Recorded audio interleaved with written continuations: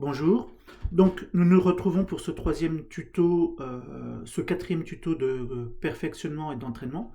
Celui-ci concerne plus particulièrement les substitutions électrophiles aromatiques et comment préparer des composés aromatiques polysubstitués, une molécule cible, d'accord, ce qu'on appelle en anglais target molecules. Donc, si un jour vous voyez dans des bouquins la lettre TM, ça veut dire que c'est la molécule cible, à partir de noyaux aromatiques simples issus de l'industrie chimique relativement lourde. Alors je suis désolé, dans l'empressement quand j'ai proposé ça, il y a un certain nombre de molécules qui sont quand même hard à obtenir et certainement pas en deux étapes. Donc pour la première, c'est le cas, d'accord.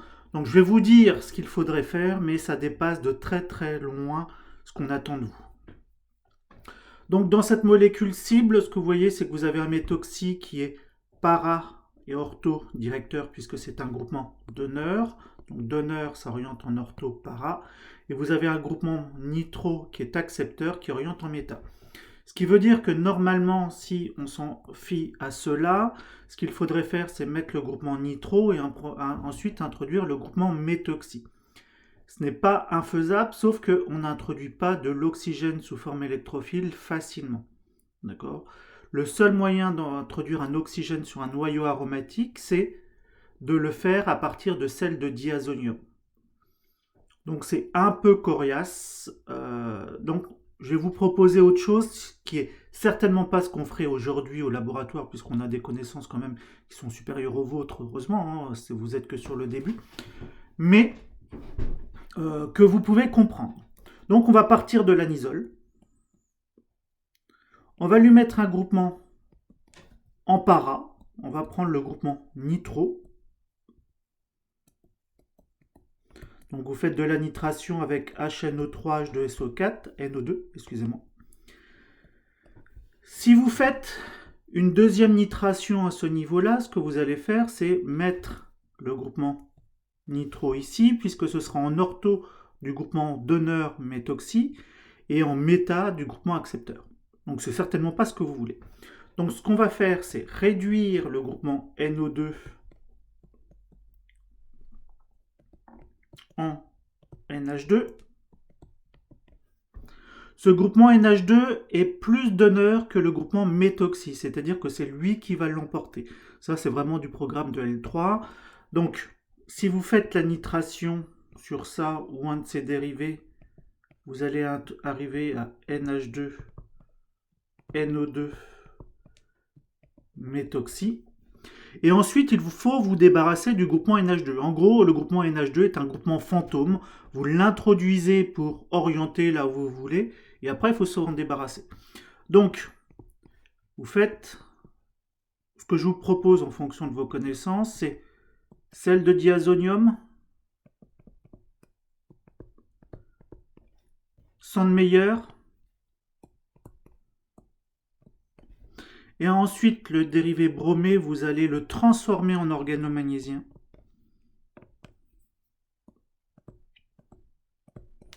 Et ensuite, vous allez le protoner. Alors, comme je vous ai dit, c'est pourquoi on le protonne? Parce qu'un organomagnésiens, c'est basique. Si vous mettez un acide, typiquement du méthanol, excusez-moi, le groupement NO2 serait ici, dans la synthèse. Un organomagnésiens, si vous le protonez, eh bien, vous arrivez au dérivé protoné sur le carbone qui était le carbanion. D'accord? Donc, comme je vous dis, ça dépasse de très loin ce qu'on attend de vous, mais vraiment de très loin. Deuxième cas. Donc, j'efface cette partie-là. Si vous avez compris quelque chose, ce sera déjà super. Donc, deuxième molécule. Ce qu'on veut, c'est ça. Soit on peut partir de l'acide benzoïque qu'il faudrait préparer à partir du benzène, d'accord, pour obtenir ça. Le groupement acide benzoïque est un groupement accepteur, donc il va orienter en méta, ce n'est pas ce qu'on veut. Donc la solution, c'est de partir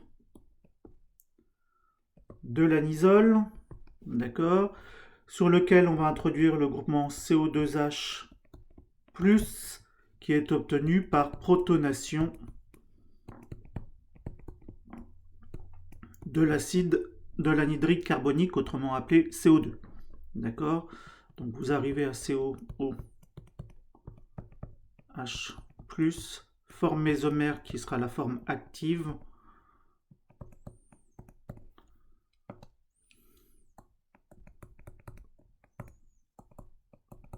D'accord, qui sera donc l'électrophile de votre substitution électrophile aromatique. Ça, c'est normalement largement dans vos cordes. Deuxième exemple, ce composé-là.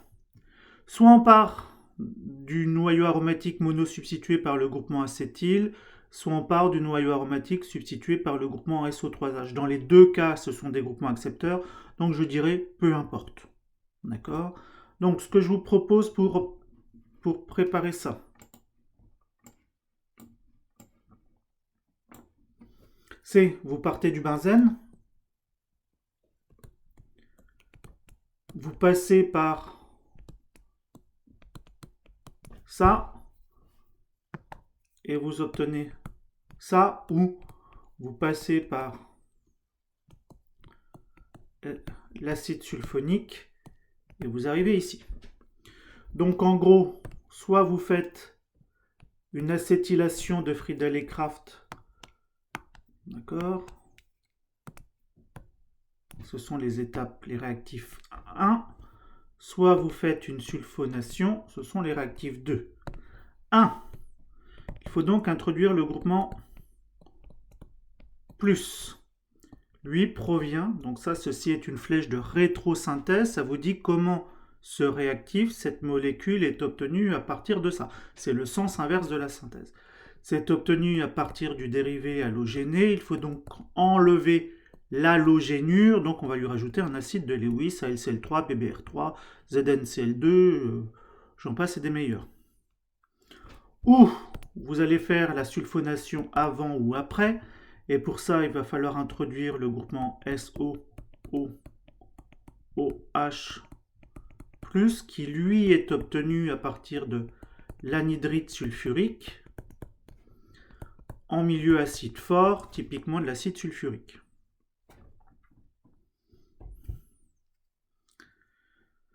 Molécule suivante.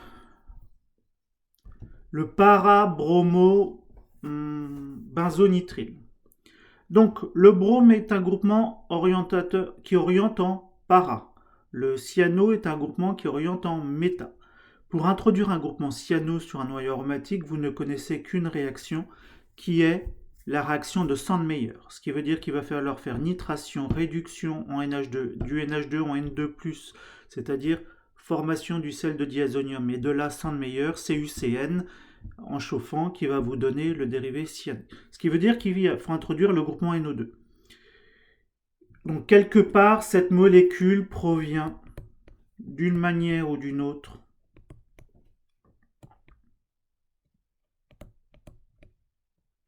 de ceci, d'accord, par toute la cascade que je vous ai dit précédemment. Ceci, donc, comment est-ce qu'on va le préparer? Il faut donc partir du bromobenzène sur lequel vous allez faire la nitration. On se lance dans la bataille. D'accord? Donc, on va partir du benzène. Donc là, c'est très long. Et ceci vous expliquera pourquoi certaines molécules aromatiques, dès que vous changez un peu, elles sont soit pas chères, soit très chères. Donc, c'est NBr. Alors, il existe heureusement d'autres voies de synthèse. La recherche cherche à raccourcir les voies de synthèse pour rendre des produits plus accessibles, moins chers. Premièrement, bromation, Br2, acide de Lewis. Vous introduisez le brome, lequel est donneur par les doublés non liants sur l'hétéroatome brome. Vous allez donc, deuxièmement, faire la nitration, HNO3, H2SO4. Vous arrivez à NO2 brome. De là, vous faites la réduction. Je marque fer HCl. Il est probable qu'au laboratoire, ça bug parce que en fait, la liaison carbone-brome est également réductible. Donc, il faut trouver le bon réducteur qui soit juste assez sélectif pour réduire le NO2. Mais ça, on s'en fout, c'est pas votre problème. Vous arrivez à NH2. Brome. Ensuite, vous allez faire... Donc ça, c'était troisième étape. Quatrième étape, vous faites la réduction de NH2 en N2+, Na, NO2, HCl. Donc le NH2 devient le N2+, Cl-, que vous conservez à 0 degré jusqu'à ce que vous lui rajoutiez CuCN, et là vous laissez remonter en température et vous faites la cyanation. Molécule suivante. On a donc un noyau aromatique substitué par deux groupements alkyles. Il va donc falloir faire un tour de passe-passe parce que ces deux groupements alkyles sont des groupements donneurs. Il faut donc en transformer l'un en groupement accepteur. Ce qu'on se propose de faire, d'accord, c'est de dire que ceci provient de ce groupement accepteur-là. Et j'ai transformé le groupement acétyl en chaîne éthyle grâce soit à la Clemmensen, soit à Wolff-Kishner. L'un est en milieu acide, l'autre est en milieu basique. Là, il n'y a aucune des fonctions chimiques qui n'est sensible en milieu acide ou basique, donc on s'en fout. Vous proposez bien ce que vous voulez. Maintenant, sur cette molécule-là, j'ai un groupement accepteur, un groupement donneur. Je veux orienter en méta, ce qui veut dire qu'à l'étape d'avant, il faut que le groupement qui soit sur le noyau aromatique oriente dans la bonne position. On veut donc orienter en un composé méta disubstitué. Il faut donc garder le groupement accepteur.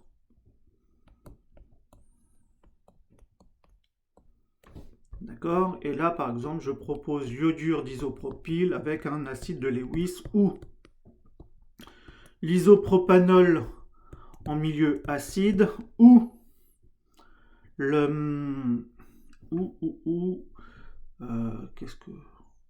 cet alcène là en milieu acide, puisque cet alcène là va donner le carbocation le plus stable ici.